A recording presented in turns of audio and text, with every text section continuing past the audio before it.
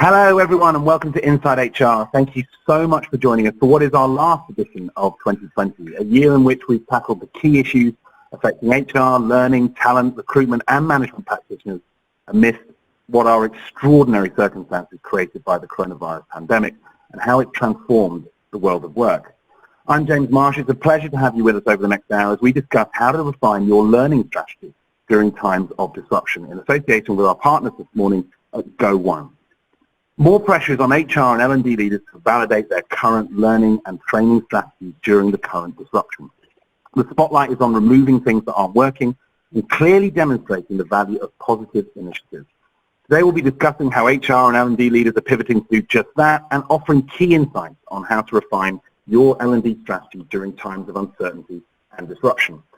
We'll cover what high-performing HR and L&D teams are doing compared to the low-performing ones, how high-performing companies are maximizing their learning budgets, and we're also going to have a great case study for you, and we'll be revealing the real initiative City Fibre are using to drive their learning engagement to their workforce of over 700 employees.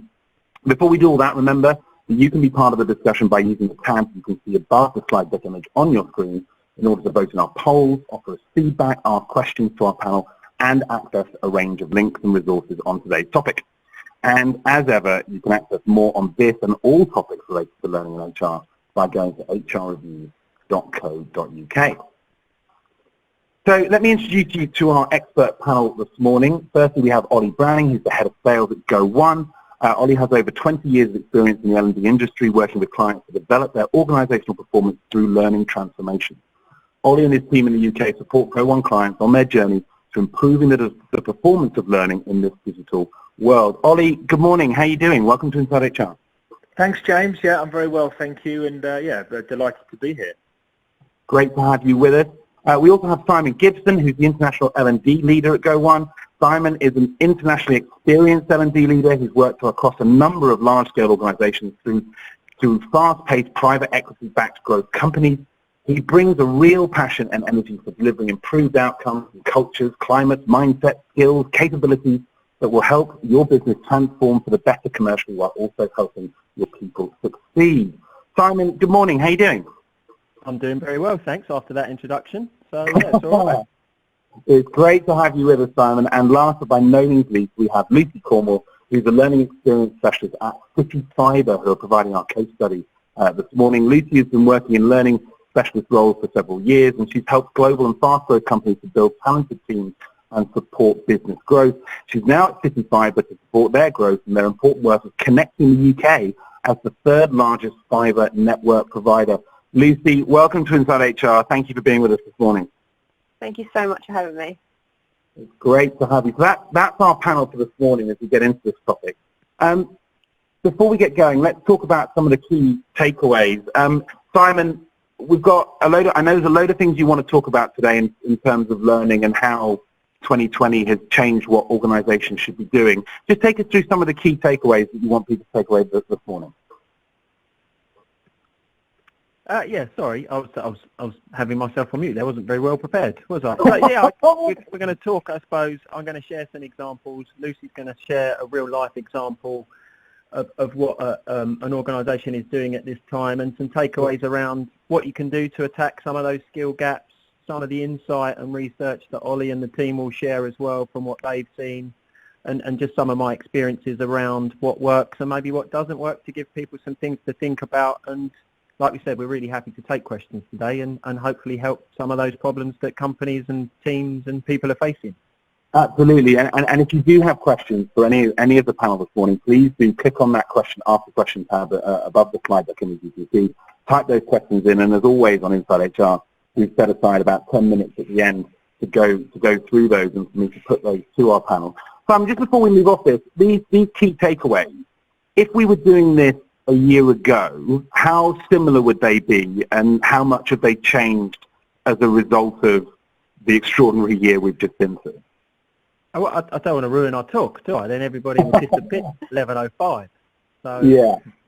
Look, I just think it's shining a spotlight on a great opportunity. I think it's a great time to be in learning and development. I know Ollie and the team at Go1 will talk about why they feel it's a great opportunity and time.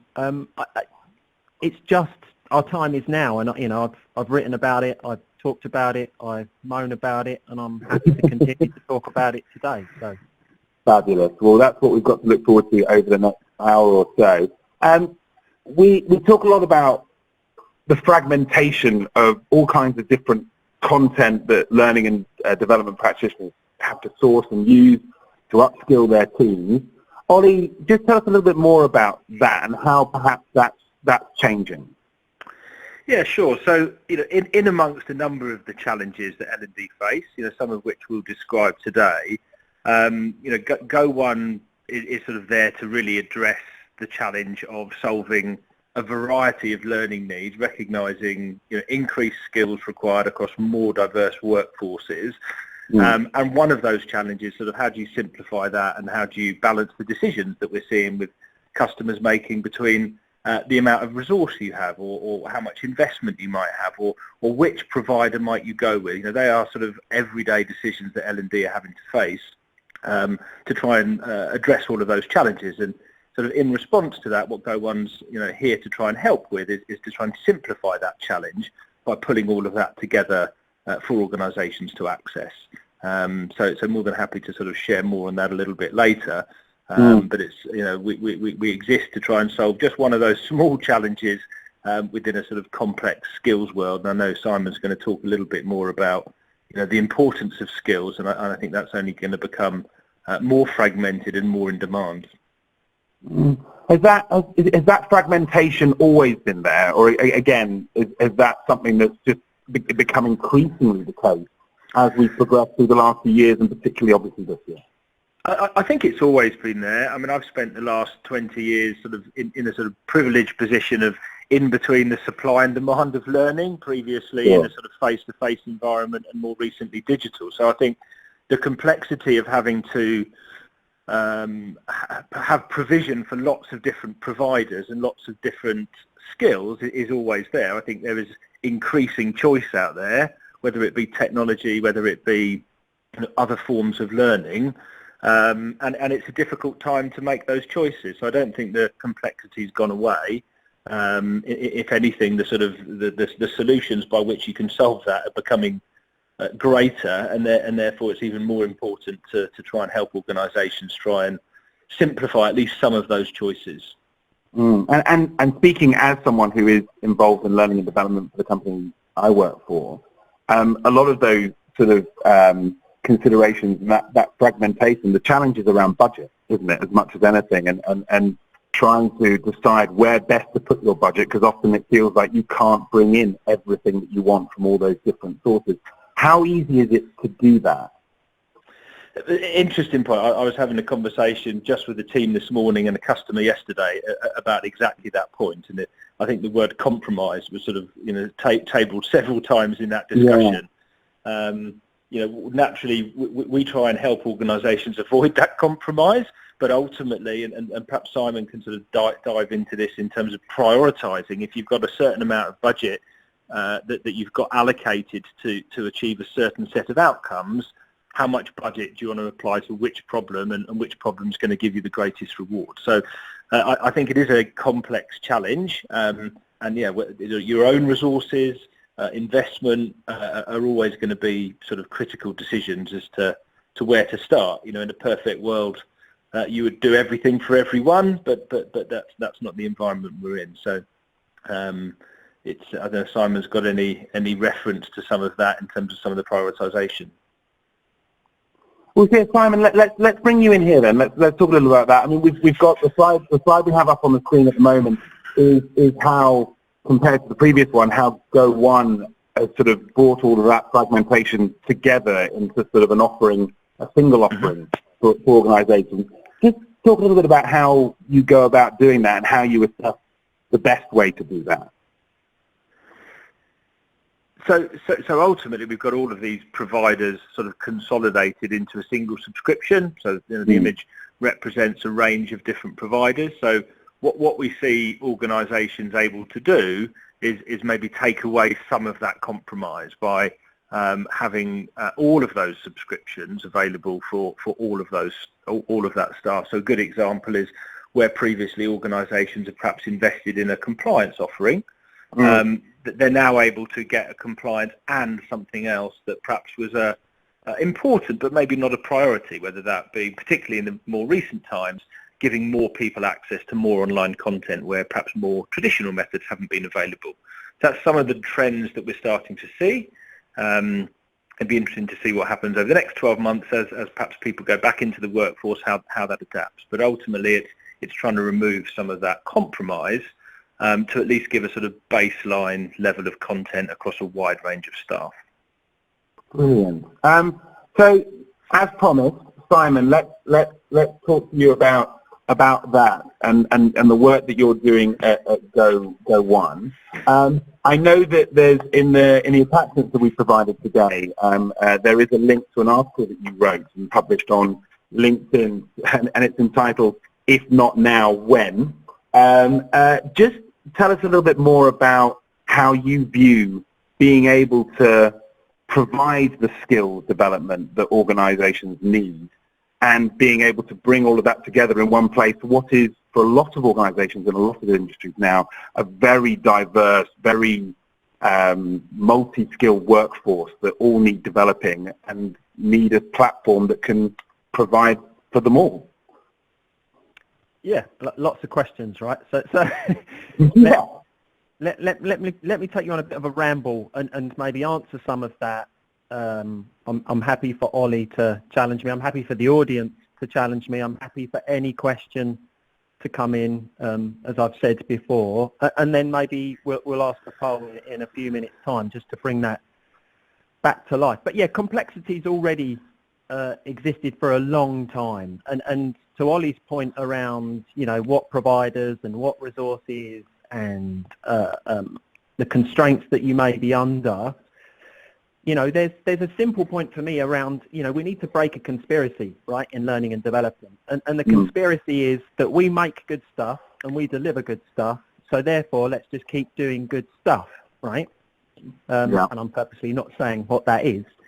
It might not be relevant stuff, though, right? But I make good stuff. James likes my stuff. James comes back to me. He tells Ollie likes my stuff. Let's keep doing that, right? It's a conspiracy, and we're all in on this conspiracy that we've been going on for many, many, many years. I'm not critiquing everybody on this webinar. I'm not critiquing every organisation, but we have spent billions and billions and billions over the last 10 years on skills and capabilities, and we're still in the same place. And do you know what? It's even worse. Well, it was interesting in your article, Simon, you actually didn't just talk about the impact of coronavirus on learning and development, but some of the trends you discussed, you say, go back as far as the financial crisis we experienced in 2008. Yeah, so if you rewind, I'm not saying you've got to go and read what I've written, right? But for some, it might help. But if you go back to 2008, UK productivity, just keeping it in this country, I know many people work for international organisations, UK productivity is at a low. It's been decreasing since 2008. Let that sink, right? So we're working harder, working longer, but we're producing less stuff. We're making less stuff.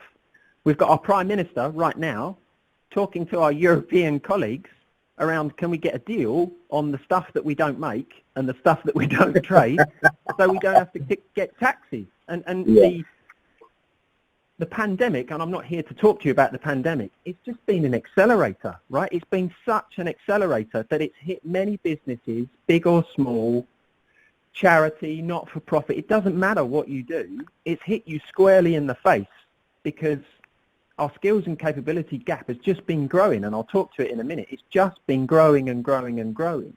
And on a call before this morning, we're not, some people might work for Amazon. Cool. Some people might work for Facebook. Cool. Some people might work for Apple. Great. 99.9% of the planet doesn't, right? And therefore we can't compare. We can't go out and get the best of the best of the top 0.1 percentile of bright minds and people to make your business make those jumps, to make those leaps, to work on the things that are appropriate, that will keep your business relevant, not just today, but for tomorrow. In fact, you said that in your article. You said you can't hire yourself out of the challenge. It will cost too much, and there are not enough people to go around. And then you encourage everyone to be brave, adopt the true people-centered transformational approach to your company, be honest about how you'll help them, and prepare to be amazed. What kind of amazement can people look forward to if they really do that? Well, look, to be brutal, your organisation's still going to stay afloat, isn't it? Right? If you're investing in the right things at the right time, and to Ollie's point around prioritisation, and we will talk to that, you know, and again, I'm happy to take questions. Everything can't be a priority, because therefore it's not a priority, is it? You know, I've worked in organisations across this planet where I presented to a board and said, these are the top 10 things you said are the priorities. They've gone, yes. I said, right, let's work out what's number one, right? And we'll do that first. Let's work out what's number two, then we'll do that next. We can change it. We can do it, you know, we can alter it in 6, maybe 3 months' time. Our profession cannot wait 6 months to build a program. You can't sit around and pretend, yeah, I'm going to attack that problem next year. It's not new. You know, the pictures I'm sharing and the story, I'm sure many people remember back in 2015, there was a huge swathe of articles, and I've just picked one out from the BBC around rise of the robots. It was like, you know, Judgment Day's coming, automation will take over. So much so that snowballed. Our own government commissioned a gigantic report. This is public, by the way. You can go and find it, the Digital Skills Crisis. 2017 it was published. You can go and find it. It's worth a read. Oh my God, we've got a huge digital skills gap, right? Simplify the problem. We are not learning fast enough for the things that are going to change and automate and transform our businesses. Macro problems, right? Data, automation, machine learning. You keep going, right? It applies to every organisation. If you think it doesn't apply to your organisation, I think you're being a bit naive. Happy to be challenged, right? Microsoft, big company, follows it up this year. Says, look, do you know what? We've just done a bit of research based on the pandemic, based on the UK skills gap, very country specific. And I'll just read you a slight extract, right? If you want to get more into it. Please do. Microsoft research also highlight that digital skills are responsible for a minimum of 2.4% of a firm's bottom line. Right, let that sink. If you invest in your people on the right things, it contributes to profit. Bringing that to life, if you had annual profits of 1 billion, not every organisation does, right? That equates to £24 million every year. Ooh, those are huge numbers, aren't they? Is the issue here that we're not sure on the type of skills we need to develop in this digital age? Is there some confusion around the actual skills that people will need going forward? I mean, we hear a lot about the fact that there are so many job roles now that in 5 years' time won't exist because of the digital era, because of automated skills, and because of the fact that those jobs are going to become obsolete. Is there some confusion about what skills we actually need going forward? Yeah, look, great point, right? Great point. How much energy do we as a function put into understanding where the organisation is going, what the strategy is saying, and in turn, how does that transpire into, you know, new role of tomorrow, in inverted commas. Remember the narrative, right? The robots are coming, you're redundant, unlucky, adapt or die. Well, it's not too far from the truth, is it? You do have to adapt and learn. However, you've got to learn the appropriate thing that either keeps you relevant and fresh with your company, or a skill that will take you somewhere else. Again, in this Microsoft research, I think it said 60-odd% of UK employees didn't agree that they've got the appropriate skills to fulfill a new and or an emerging, there's a key word there, emerging role within their industry. There's a lot of fog around, well, what does that look like? And, you know, in the examples I don't mind sharing, I've done work recently on data skills and trying to transform and help organisations understand what that might mean in the future. It's quite amorphous, isn't it? If we do this, this might change. But it's a pillar of their strategy, right? So if it's a pillar of your strategy, a really simple question to your organisation or your company or your MD or your leader or your line manager is, so what are we doing for that? If that's a key pillar of our strategy is to build data skills and you're doing nothing, sorry, that's not going to work, is it? This isn't the Matrix. I can't give you a pill and you're going to wake up tomorrow with the right skills. It's fascinating, isn't it, that there is still that confusion, given, as you say, we've been talking about it for so long. Just Ollie, just to bring you back in quickly, in terms of the work you're doing at Go One with your clients, is a lot of it around that? Is a lot of it around the first step, as Simon says, being to define the priorities and define the skills that your organisation, whichever organisation it is you're working with, are going to need moving forward into the next sort of medium and long term? So not exactly. We tend to pick up and work with organisations to help fulfil those skills. But I think what we do see is the shift of the requirement. I think, given 2 or 3 years ago, if you were to ask online providers the sort of top courses, it would be much more soft skills related. Whereas now more and more, organisations are looking at sort of broader digital skills, and not just the technology, but the sort of broader skills around, agile or sort of business analysis or sort of understanding data within that environment. So we're definitely seeing this shift of what skills are required. I suppose our remit starts once organisations have defined that. So we sit in a privileged position to get that insight, and then we spend time with them helping map potential solutions to that. Brilliant. And Simon, we've got now on the screen the top 25 skills of 2025. How easy is it to make those tangible for L&D teams within organisations? So you've got things up there like creativity, originality and initiative. How easy is it to turn those into tangible objectives? Yeah, cool. So look, I love this research, right? And if anybody who works in our field is concerned, needs something to read over Christmas, there's a 167-page report, The Future of Jobs, by the World Economic Forum. It was just updated in October 2020. It's country-specific as well. It will give you a very, very detailed breakdown of emerging roles, things that are in high growth, high demand, and declining roles, things that will be automated, moved away, taken out. Read it, take a look at the summary. Brilliant, brilliant piece of research, right? Build on this to your question is, if you go number 2 on the right-hand side, top 25 skills of 2025, active learning and learning strategies. Cool, right? That's us.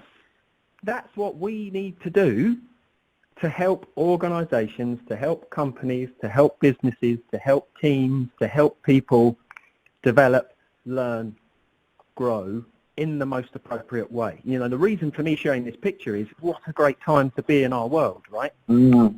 But if you're not doing that, if you're just keeping your conspiracy going, if you're just making good stuff, I don't think there's a positive outcome on that. And Ollie, just to bring it back to you very quickly, in terms of then clients understanding how they do that and understanding, as Simon says, that the good stuff isn't just, something that you can stick to moving forward, but it has to be defined in this way and defined in a way that will lead you into the next 5-10 years of the digital transformation.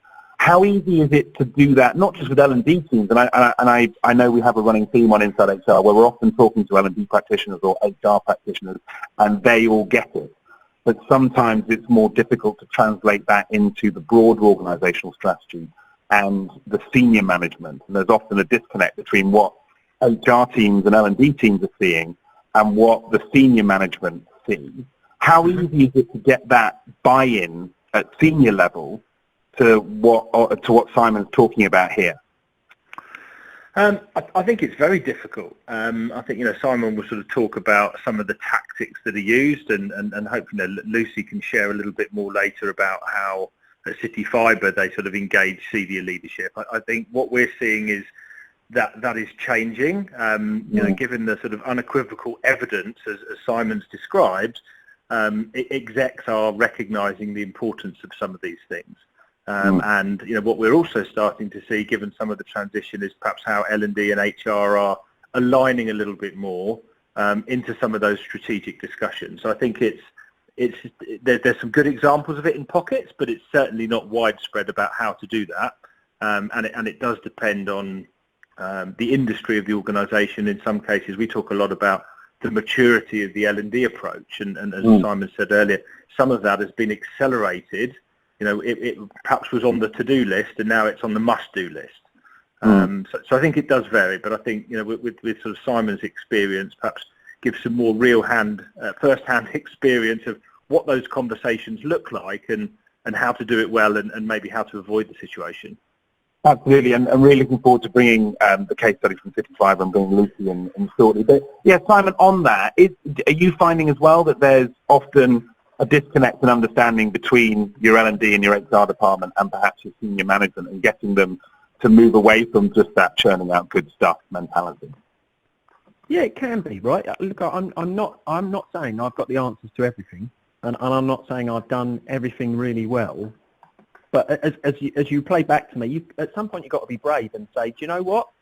I don't think we're doing the right stuff.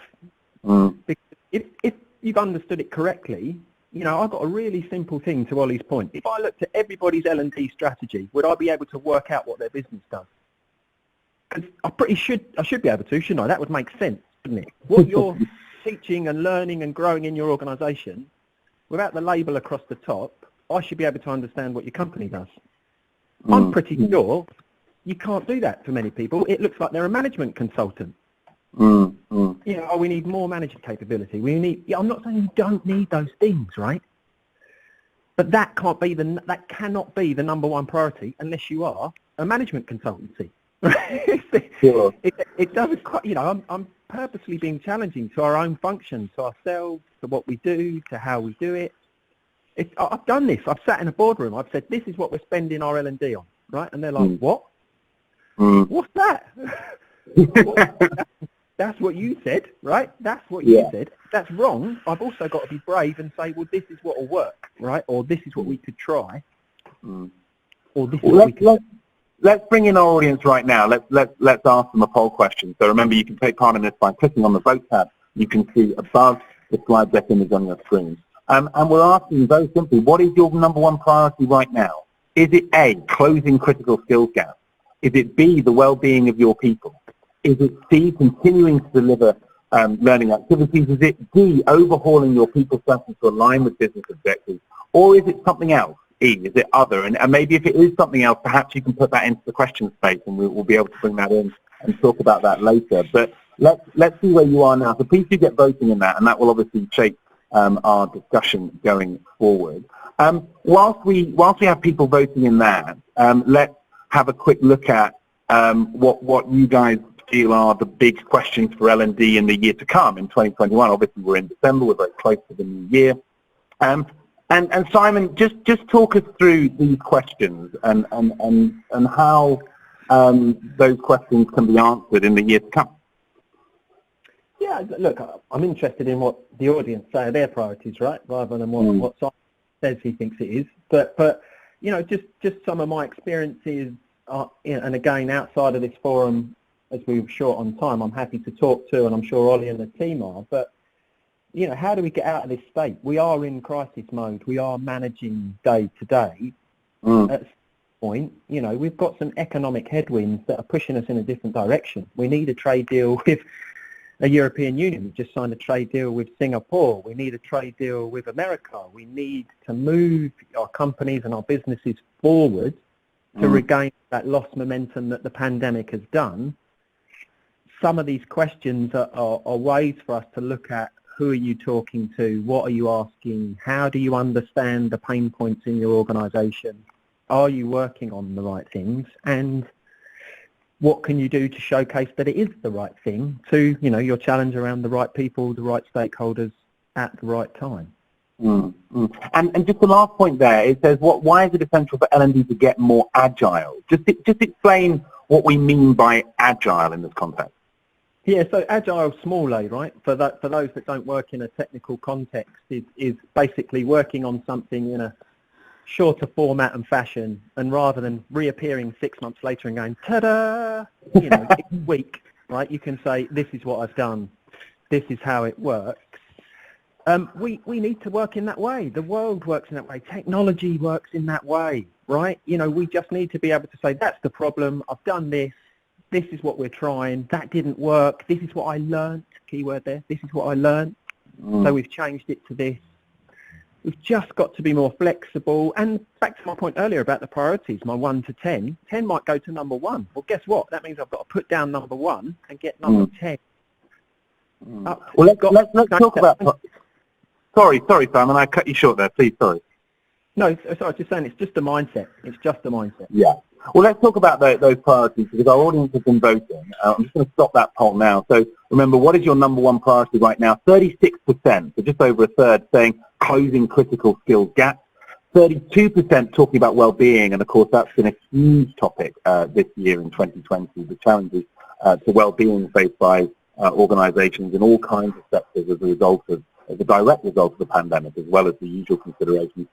Just 4% talking about the need to continue delivering existing activities, with 26% saying overhauling the people strategy to align with business objectives, just 2% in the other column. Simon, just your reaction to that, the largest number here talking about closing critical skills gaps, but also a significant number of the audience talking about well-being as well. What's the intersection between L&D and well-being at the moment, and how has that changed this year? Yeah, look, it's hard, right? Look, I like the results. Sounds like I'm talking about the right stuff, right? 36% to say close critical skill gaps. Brilliant, right? You can't do that though if 32% of your people aren't engaged, aren't healthy, aren't well, aren't mentally prepared. I feel my experience tells me we've fallen in a gap because of the pandemic around health, well-being, fitness. I'm not here to talk to you about that today, but it is important. Don't get me wrong, it is important. You can't do anything if your people aren't fit, healthy, well, and engaged. At some point, we're going to come out of this, aren't we? At some point, things are going to go to a different way of interaction. At some point, the vaccine will take hold. At some point, that's all going to change, and that's my point around getting out of crisis management. We have to have half an eye. You have to have a quarter of an eye, a whole eye on the future, whatever your future is, next month, next year, to try and move away from that. And then, 26% is kind of saying, well, look, we're reviewing everything that we do, right, front to back. Great. What an opportunity to be in our field at this time. Fabulous. And let's ask the second poll question. We're going to launch the second one very quickly here, which is following on from that. What are your biggest blockers to achieving those priorities that you've talked about? Is it A, accessing required budget, something we've already discussed? Is it B, getting that executive buy-in that we were talking about just now? Is it C, measuring the impact of that return on investment? How easy is it to tell the impact of those initiatives that you're facing and those priorities that you're making? Is it D, choosing the right L&D program or platform? Or is it E, that lack of operational agility? There's that word again. So please do vote in that as well, and that's going to be really interesting to see. Again, Simon, so many different areas there that can be challenges, that can be blockers for people achieving those priorities. Again, agility being something, getting executive buy-in being something, those are things we've already talked about. What about measuring the impact? How easy is it to do that? And has that become easier this year, or has it become more difficult? Yeah, look, it's all, I feel we're in a very challenging position to say, doesn't matter what you invest, right, in your people, whether it's $5,000, €5,000, £5,000, or 10 million, right? Somebody somewhere is going to go, so what do I get for that, right? What do I get? What does that mean? What is the outcome we are looking to achieve? And back to my conspiracy point, if your outcome is we do good stuff and people go away feeling nice outcome, right? It's not hard and commercial though, is it? It's not impactful. It might not be what the board, the CEO, the CFO, the manager, the leader would require. I'm not talking about being hierarchical. I'm just like, what's the outcome? Right? If you've got the right problem statement, it will answer itself. We need more people who look like X. Cool. So what are you doing to build more people looking like X? Because you can't recruit them all. And it sounds like a lot of the time that X is around leadership, particularly, isn't it? And companies talking a lot about the fact that they're struggling to develop leadership in the current era. The research we have on the screen right now suggests that that's one of the biggest obstacles. Is that what you see as well, Simon? Yeah, I mean, Ollie will probably talk to this. I don't know, Ollie, do you want to take that one? Yeah, I think there's sort of two interesting things here. We did a piece of research last year across about sort of 800 L&D leaders, and that's the sort of 5 critical areas that people were recognising to invest. So I think when we look at critical skills, it's interesting to know how that differs by organisation and industry, whereas this probably answers some of that question because that was across a wide range of organisations of size, scale, industry. So definitely leadership is a critical one, and sort of the other components are almost a subset of leadership. So our leaders having to deal with change, manage change, drive change, engage the organisation. I think they're all critical points that this was sort of pre-pandemic. So that I think that's only intensified. And I think the other piece of research just referencing, which is potentially consistent with some of the blockers that we'll see from the poll, is the sort of resource constraint, whether that be resources or budget or prioritisation. But lack of time is always a challenge within L&D, I think, for sort of a number of competing priorities. So I think there's sort of two interesting reference points and sort of great pieces of research should you want to understand more about it. Absolutely. We're just going to bring that poll to a close as well, and then obviously I'm really excited to talk to Lucy about what's been going on at City Fibre. Those biggest blockers to achieving your priorities, our audience, again, 34% saying accessing the required budget and resources, and I know that someone's put into the questions as well about the problems with budget in 2020 and how budget constraints have really hit them. So 34% saying that that's the biggest blocker. 18% talking about getting that executive buy-in. 25% talking about measuring the business impact. That's really interesting. And another 18% talking about the lack of operational agility. Ollie, just quickly from you, in terms of the work you're doing with your clients at Go One, how much of a priority is placed on being able to measure that business impact, that return on the investment they're making?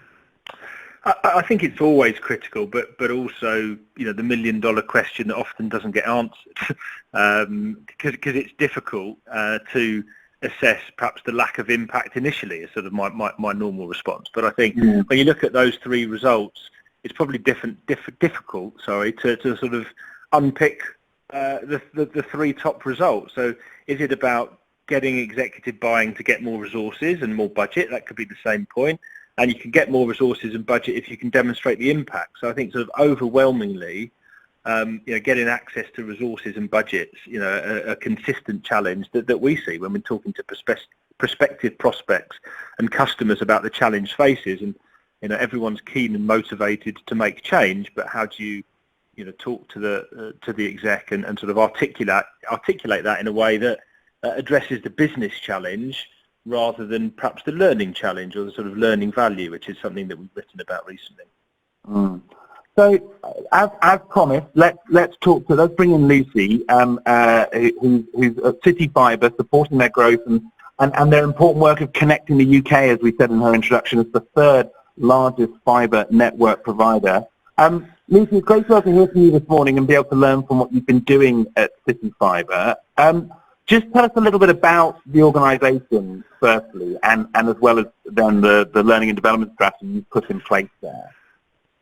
Yeah, so at City Fibre, we are, as you said, the 3rd largest national infrastructure platform. So really our role in the industry is we've come in as a disruptor. So we're providing challenge to the existing giants such as BT Openreach and Virgin, providing super fast fibre. So we are the creator of smart, connected gigabit cities. So a gigabit city enjoys gigabit speed, which is for our full fibre internet connections, which is 1,000 megabytes. So I don't know what your internet speed is at home, and I know we're all kind of looking forward to those super fast speeds. We're all trying to work from our home offices, but we're working to get that done. And like Simon says, to enable this kind of these digital skills gaps and to fill those kind of gaps, that's the kind of infrastructure that we need. This is the kind of foundation to build on all of that, to enable people to fill these roles. Mm. And before we get into your learning and development strategy, obviously you mentioned there that we're all desperate for fast broadband because we've all been working from home this year. Just how big an impact has 2020 been on the work your organisation does? It has hugely accelerated our kind of progress. We're already fast moving. I think when I started in January of this year, we had around 900 employees, and now we're at about 50% on top of that. This has really given us the emphasis we need, because we've got the government, this is coming from all levels now, saying this is what we need, this is what we need for the future. Like Simon says, it's accelerated the whole process. This is already an existing problem, and the pandemic has done nothing but give that a huge kick up the behind. Mm-hmm. And so let's move to your learning and development stuff. Just before we talk about what you're doing right now, just tell us a little bit about what L&D looked like at City Fibre before 2020. Okay, so earlier in the year, we were gearing up for a lot of kind of face-to-face training as a team. We're all relatively new. So Rachel Pierce is our manager. She started, she started March 2019, and she was really the single L&D person, and then now there's 6 of us.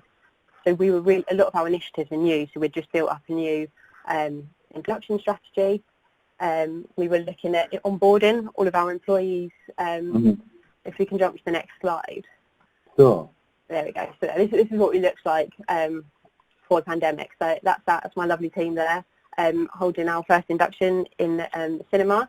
So that's our City Flicks.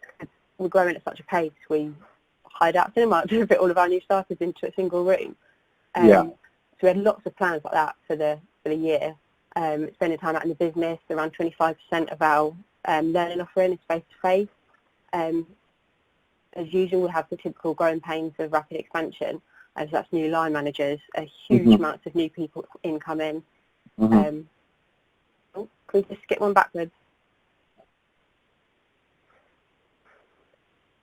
Sorry, yeah, we skipped slightly quickly onto the next slide there. My apologies. No, but yeah, I mean, it's a strange concept, isn't it? Thinking back, it wasn't that long ago that we were all sitting in large spaces, all together, doing live face-to-face training. I mean, as someone who delivered that myself for my company, it feels like a long time ago since I was doing that.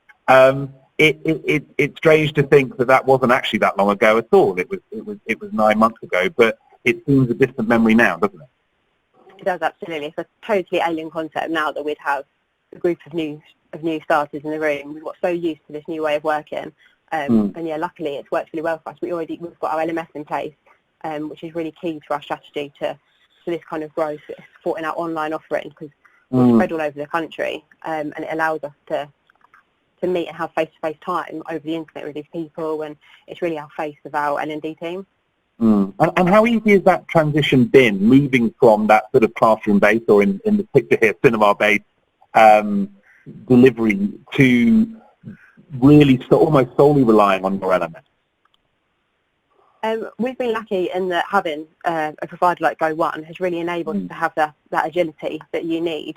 And as Simon said earlier, the trends now with digital, that brings with it such a wealth of support and skills that are needed, because by the nature of digital transformation and digital skills, they're speedy, they're agile, people need to move at a fast pace, and having a provider like Go1 allows us to do that.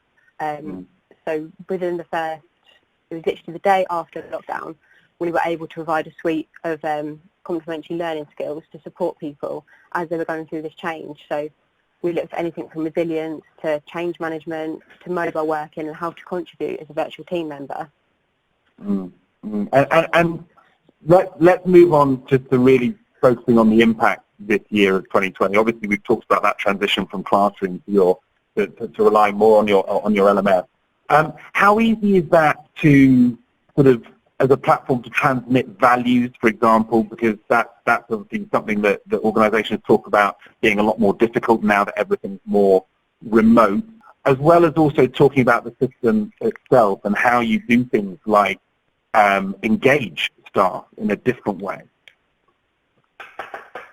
It's all, for us, having a learning management system is all about putting the learning back into the hands of the user. So it's making sure it's user-friendly, making sure it's direct them to the places they need to go and that it's helpful for them so that they pull down the resources.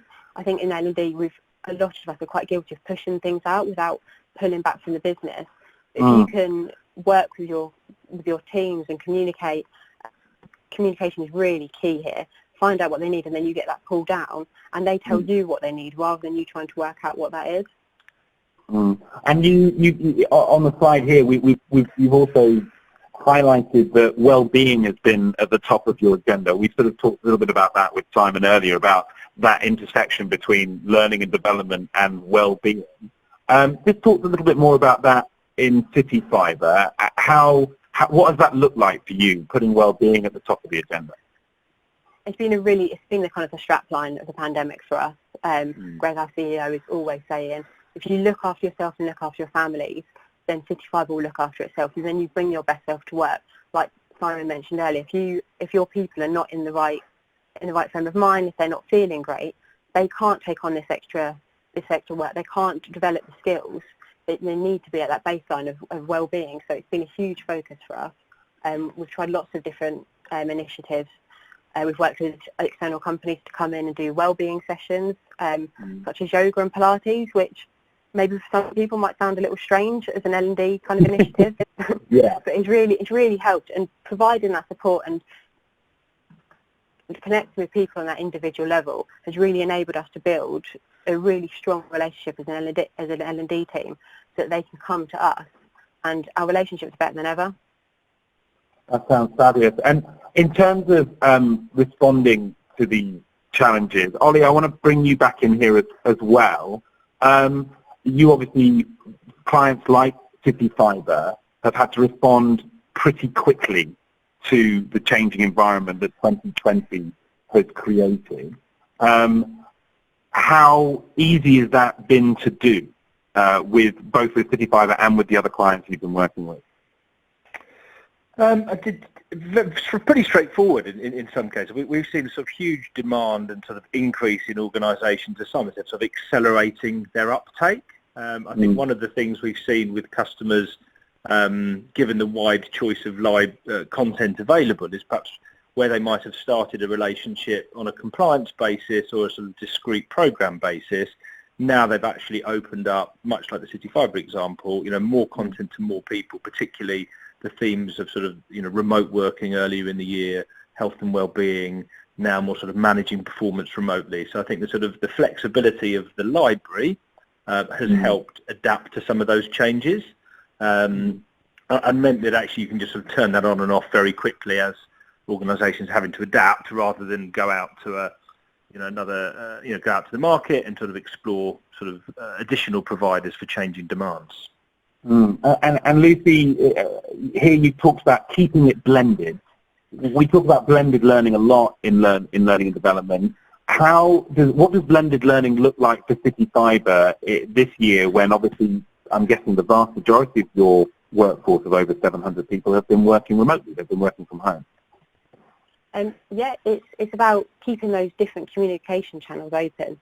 So kind of top and tail in learning, providing e-learning that is kind of self-selected people can go and get, but also taking the place of those coffee catch-ups that we would have, reaching out to people, making the time to have those one-on-one coaching conversations.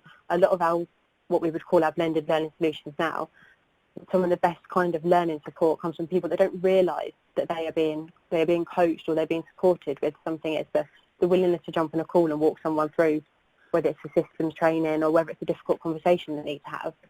It's finding all of those different channels and really just offering a blend of solutions, because one of them's going to stick, we hope.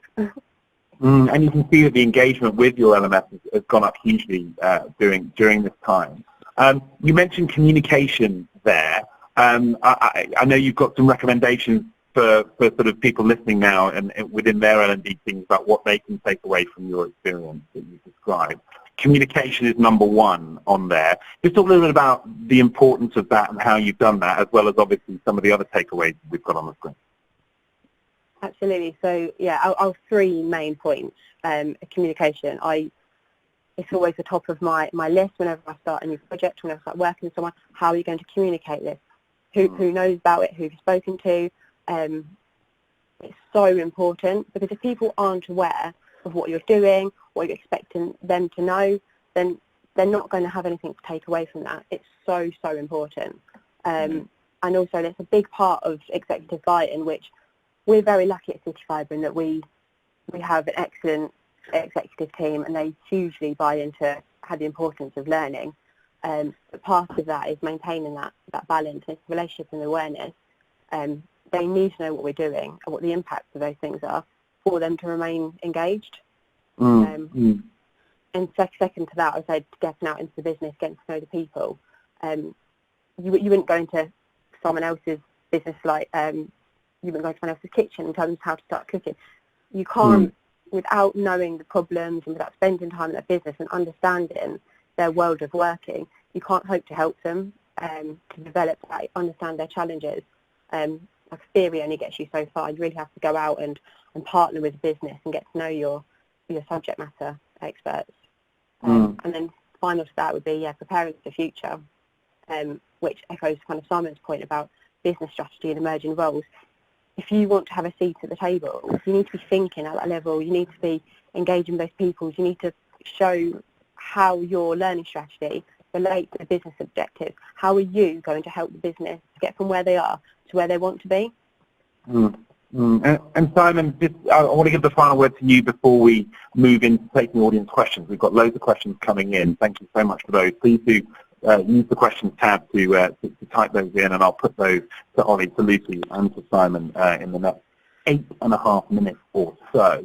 But before I do that, Simon, we've touched on this before, but that importance that Lucy was talking about of communicating that strategy across all levels of the business. How important is that, and how easy is that to do? Yeah, I mean, look, great summary and takeaways from Lucy, and I've got very similar additions to it. But to communicate, use the channel that's available. Where do people go? Where do people communicate, formally and informally? Be a bit brave. You've got to. My point is, talk about the things you've done well. We did this thing. Look, it's really good. Who's interested? Generate a positive narrative, positive noise. If you use internal tools, I imagine everybody now has some form of internal communication tool, right, or social collaboration tool. So use it. And if you don't use it, guess what? Be agile. Go try it. See how you get on, right?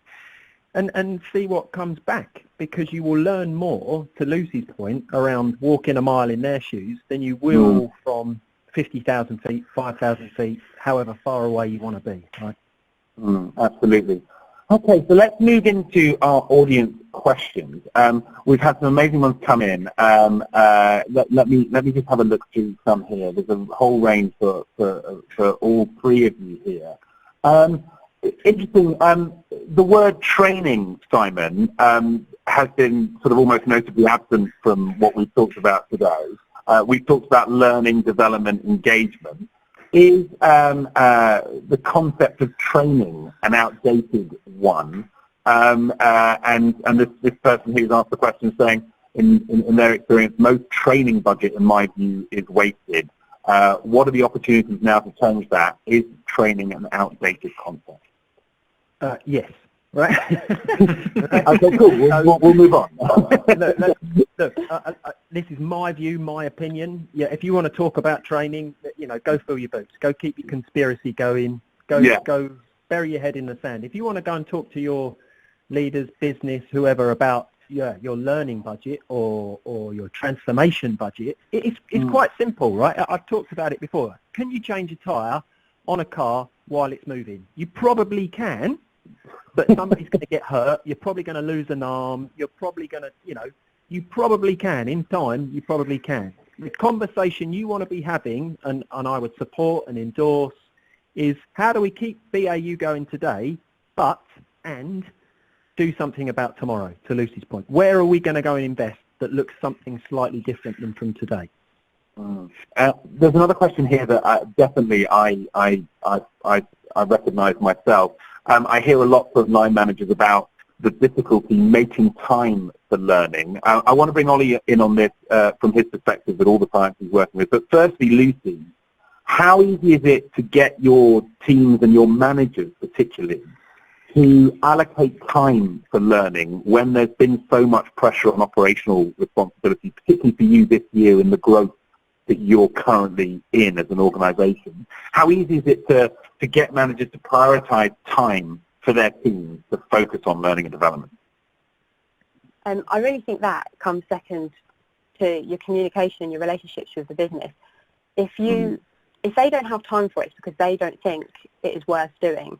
So you need to take a look at yourself. Is it worth them doing this? Because if you've had that relationship and that conversations with them, they can see the value in it. They will make the time. Like no one has time for a cup of tea now, but people make time for the important things. And it's these conversations and relationships that we have that make sure our learning isn't at the bottom of their to-do list.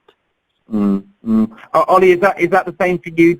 You hear that a lot from the L&D teams that Go One work with, that they feel like they've got this great offering, but they've got pushback from managers who are saying, we just don't have time for it?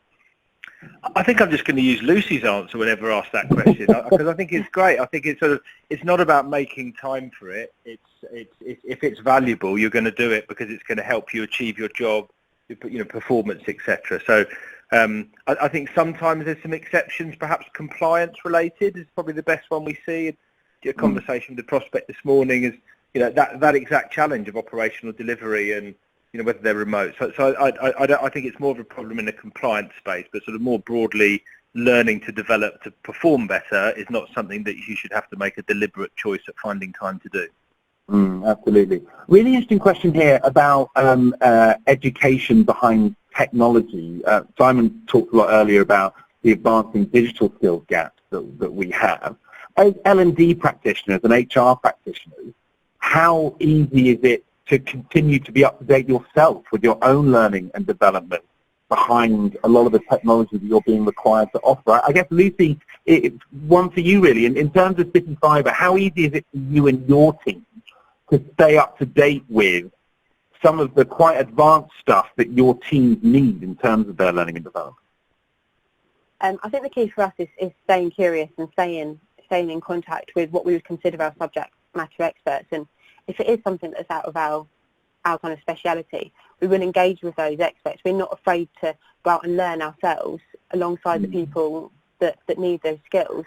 So yeah, it's definitely getting the expert advice when you need it. And I think it's the motivation. I think most of us in L&D do have that motivation to know that stuff. We are thirsty for knowledge. It's why we're here. But yeah, absolutely just stay curious and engage the experts when you need them. Simon, I guess same to you. How, as an L&D leader, how important is it and how difficult is it for you yourself to stay current, to stay educated on the latest emerging digital technology that's now not just available but required by organisations to take them into the future in a way that you've talked about?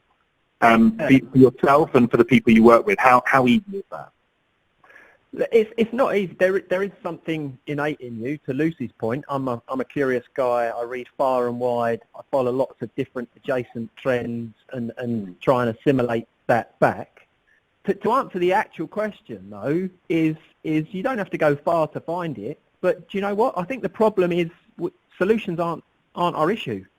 Our issue is asking and understanding the right problem. And therefore, in a world that moves at 1 billion miles an hour and technology will always move faster than your company, inside and outside, then you just got to be able to ask the right questions and understand the right problems. You will find a solution. Trust me, you will always find an appropriate solution. If you want to build credibility and time, and Lucy's point, go find out who the expert is. Go find out what that challenge really is and walk a mile in their shoes. And Lucy, just quickly, opportunity for you to talk a little bit about your LMS. Just talk to me about the LMS platform that you have and the providers you use. So our LMS we use is with Absorb. I've used a number of LMSs. I've used Cornerstone, I've used Glow platforms. And I think the key isn't who is the provider, it's how you use it and how you use it within your company. It has to become a fundamental part, one of the main systems, as readily as people use the HR system. it needs its key place, and I guess the key to that is setting it up properly and communicating through it and making sure that you are using that as your face, rather than a backup to store training records. It needs to be the face that you use to go through to reach the people and how they contact you. That, very sadly, is that's our entire hour. I know we could have talked for much longer. There is someone who's just asked, can we get a copy of the webinar slides to view at a later date? You absolutely can. If you're subscribed to BrightThought, you can go and view this on demand. A copy of this will be available probably in about 20 to 30 minutes' time after we conclude here. You can go back and listen to us as much as you like over the festive season. My thanks to my panel today, to Ollie, to Simon, and to Lucy for their company and their insights this morning, and for the whole team inside HR and HR for all of their efforts in what has been obviously an extraordinary year. Inside HR is back in February 2021 for another bumper program, including webinars with partners such as Bright Horizons, Skillsoft, and many, many more. So please look out for details on all of that good stuff coming to you via email and via the HR Review website over the next few months. From all of us here, we wish you and your teams a very happy holiday season and our very best wishes for the new year. And from everyone here at Inside HR, thank you for listening and goodbye.